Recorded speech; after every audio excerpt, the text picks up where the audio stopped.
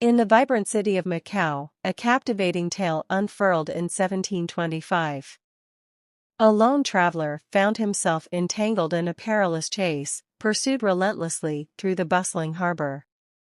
As fate would have it, he accidentally crashed into a quaint fish shop, disrupting the tranquility of the place and earning the sharp rebuke of the shopkeeper. Desperate to escape his pursuers, the traveler swiftly sought refuge, leaping with astonishing might onto the ship's wooden deck. Yet his respite was short-lived, for the determined pursuers, armed with unwavering resolve, resorted to using a series of ingenious maneuvers to board the ship. Sensing imminent danger, the traveler, with a steady hand and unyielding nerve, wielded a revolver, dispatching one of his relentless foes with a single, well-aimed shot. Alas! The remaining pursuer, undeterred, lunged forward with a gleaming sword, intent on striking the traveler down. In a display of extraordinary resourcefulness, the traveler swiftly deflected the sword's deadly arc using his trusty revolver. In a stunning twist, the traveler, revealing a concealed wrist knife adorned with a cryptic skull symbol, countered the attack with a swift and decisive strike, piercing the pursuer's flesh. Just as the traveler thought his ordeal was over, a bewildering system message materialized before his eyes, announcing a synchronization of consciousness. A new person's consciousness mingled inside him.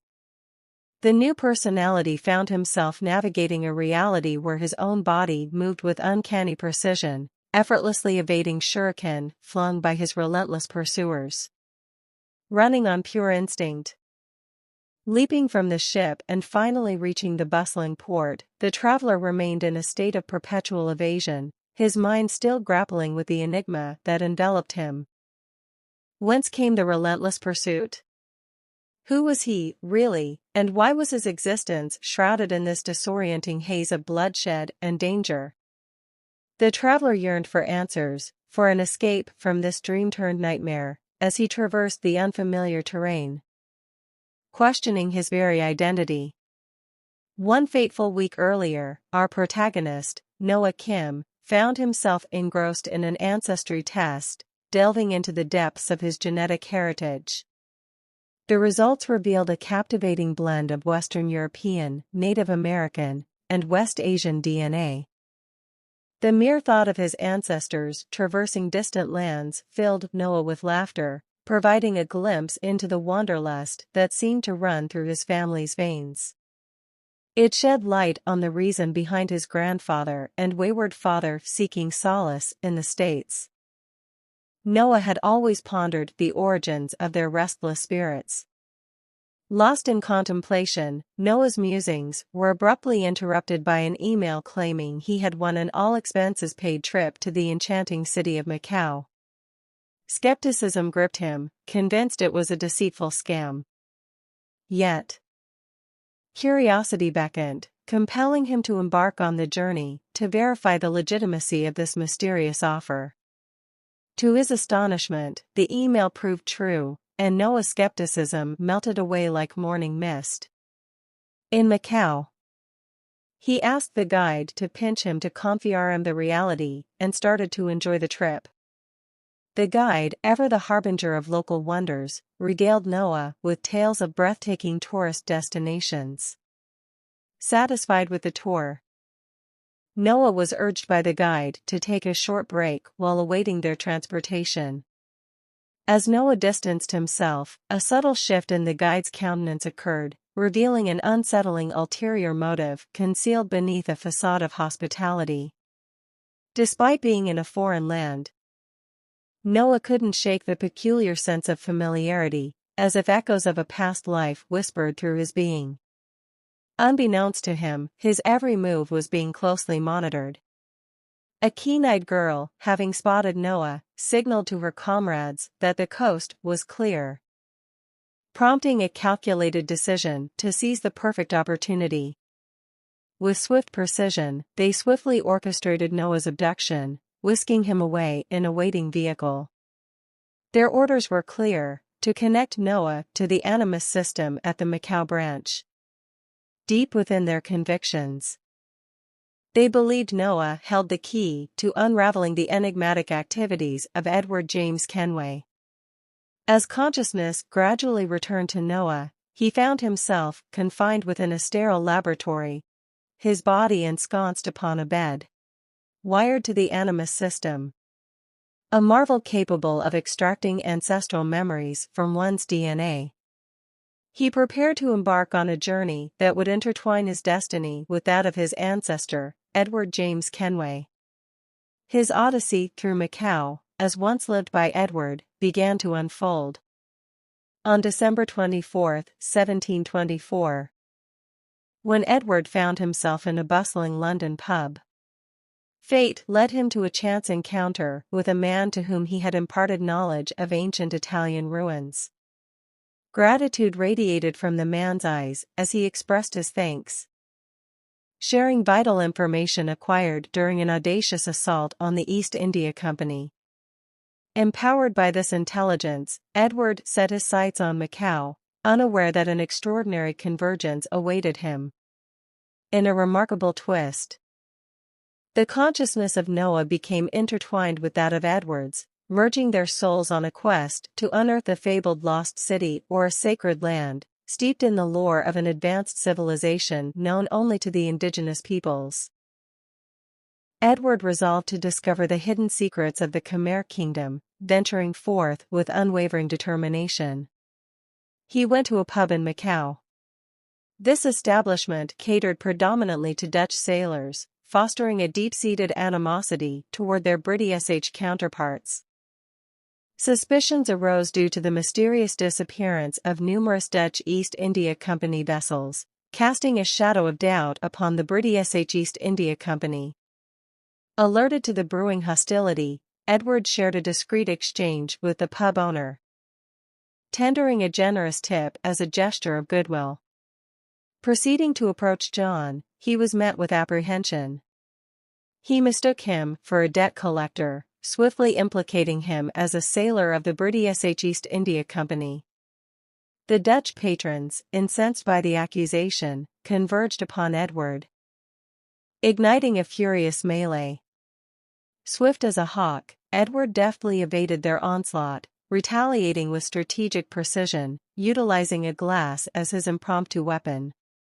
In the midst of the chaos, Edward seized the opportunity and slipped away from the pub, commencing a thrilling chase after John.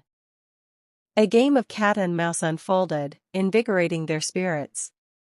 Noah, now part of Edward's consciousness, marveled at the extraordinary display of parkour skills, reminiscent of a grand performance.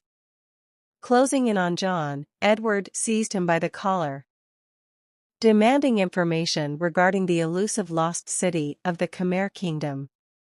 John, his facade crumbling, confessed that the tale was spun from the drunken ramblings of his friend, Hendrik. Edward, discerning the truth in John's words, released his grip. Yet, their respite was short-lived. As a whizzing shuriken sliced through the air, grazing the spot John occupied just moments before. Suspicion tinged the air as Edward turned to John, inquiring whether the assailants belonged to his circle of acquaintances. John vehemently denied any knowledge of the mysterious assailants. Perplexed by their inexplicable vendetta, John affirmed that he held no grudges with them. Suddenly, a deadly shuriken hurtled towards John, only to be swiftly intercepted by Edward's swift reflexes. Noah, captivated by the lethal beauty of the spinning blades, found himself drawn further into the enigma surrounding Edward's existence. Edward struck a pact with John, vowing to protect him in exchange for guidance to Hendrik's location. The ensuing confrontation seemed insurmountable, with Noah fearing that their lives hung in the balance against the three formidable ninjas. However, to Noah's astonishment, Edward dispatched their adversaries with astonishing speed, vanquishing them within a minute. John, thoroughly impressed by Edward's combat prowess, marveled at the unfamiliar fighting techniques exhibited. As Edward unmasked one of the fallen foes, He encountered a bald man, his thoughts momentarily drifting to the possibility of a peculiar new hairstyle. John identified them as foreign pirates hailing from Japan. Yet he remained perplexed as to why they pursued him, emphasizing that he held no quarrel with them. Edward, drawing upon his intuition, believed that their relentless pursuit of John mirrored the dangers he faced in locating Hendrik. Sensing the urgency, Edward implored John to disclose Hendrik's whereabouts, aware that his life was in danger. John doesn't believe the people would be killed over for such a trivial legend. But Edward said that sometimes a trivial legend will be more important than life itself.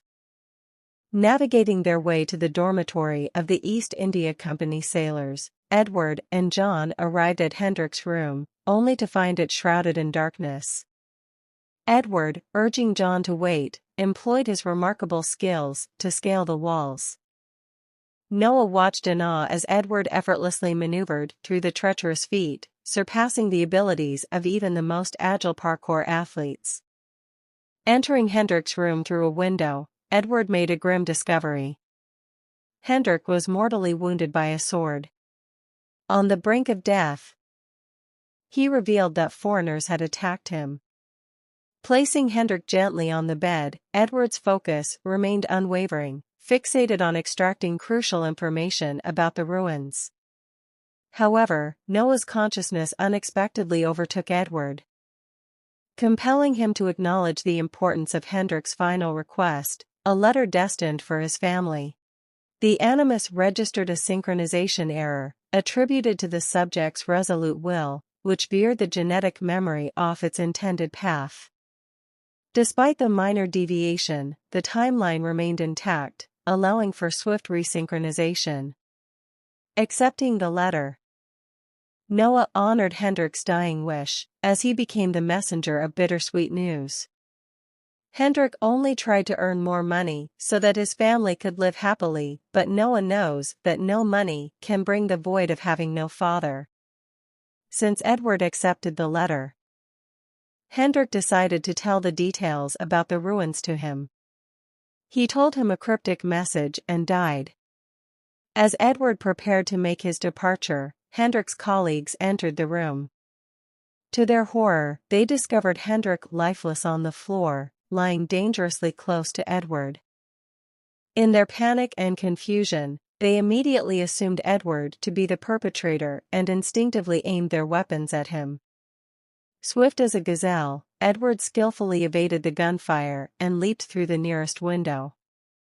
Meanwhile, in an adjacent area, John grew increasingly exasperated as he struggled to ignite his cigarette, unaware of the unfolding chaos nearby. Suddenly, with a thunderous crash, Edward crashed into a cart positioned just beside John. Breathless and agitated, Edward relayed the grim news that he had arrived too late, finding Hendrik lifeless. Furthermore, Edward found himself entangled in a minor misunderstanding with his own colleagues, which he dismissed as a trivial matter. John couldn't help but wonder if this small misunderstanding held greater implications. Determined to rectify the situation, John impulsively tried to mediate, but Edward skeptically shook his head, convinced that any attempt at reconciliation would prove futile. Urgency tinged Edward's voice as he implored John to join him in a hasty escape. John was too weak to run, prompting Edward to act decisively. Shoving John into a nearby alley, Edward diverted the attention of the approaching Dutch sailors, skillfully maneuvering himself ahead. Before parting ways, Edward vowed to share a drink with John in the future, should fate bring them together again. With a masterful blend of agility and wit, Edward skillfully evaded the relentless pursuit of gun-wielding adversaries. Seizing an opportunity, he deftly leaped into a cart brimming with vibrant flowers, effectively concealing himself from the Dutch sailors.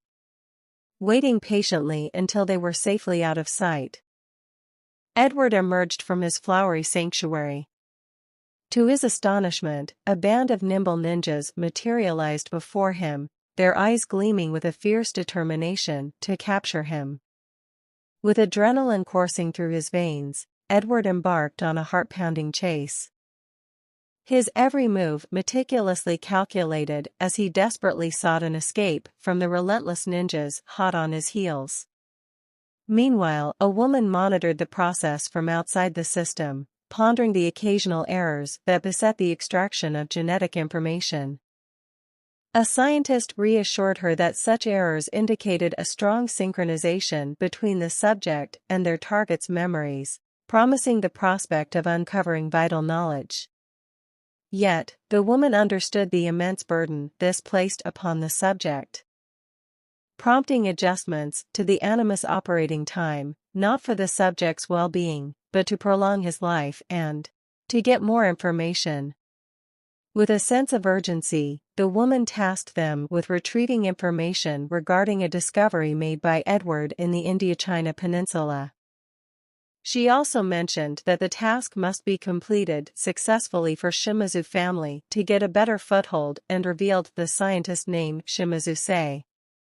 She departed for headquarters, leaving Shimazu Sei in charge. Enigmatically, she recited a verse. May the Father of Understanding guide her, echoing the words spoken by the masked men who haunted Edward's footsteps. Engaged in a battle against the relentless ninjas, Edward's tenacity impressed his masked adversary, who sought to capture him alive, intent on unraveling his true identity. As Edward maneuvered through the boats, a ninja lurked, intending to silence the witness to their fierce confrontation. Swift as a striking viper, Edward incapacitated the assassin, saving the fisherman's life. Meanwhile, the remaining ninjas converged upon their boat, their determination rivaling that of the formidable British Corps. Edward had no chance to have a fight with them. Suddenly, a cannonball hurtled towards their vessel and destroyed it. Without hesitation, he leaped into the icy river, pulling the fisherman to safety. Energized by the thrill of the journey, Edward felt a surge of excitement coursing through his veins. Observing the fisherman's struggle to stay afloat, he extended a helping hand, lending his strength. Surprisingly, John, perched atop the boat, burst into laughter and helped him to board the ship. Edward never thought that John would help him instead of running away. John helped him because he can't live in debt, and also he sensed a jackpot from him. John wants to accompany Edward on his journey. They agreed to travel together, and that's when the masked man shot an arrow at Edward. Undeterred, Edward skillfully evaded the attack, eager to commence their exhilarating journey. Determined to elude their pursuers, their first order of business was to make a swift escape. Like and subscribe to embark on a journey through time and intrigue.